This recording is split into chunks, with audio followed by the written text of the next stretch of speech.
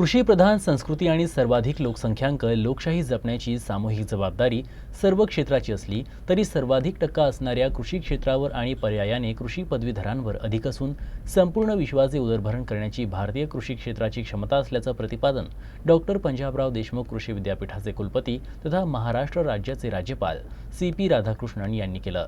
ते डॉक्टर पंजाबराव देशमुख कृषी विद्यापीठाच्या 39व्या दीक्षांत समारोहात अध्यक्षीय भाषण करताना बोलत होते।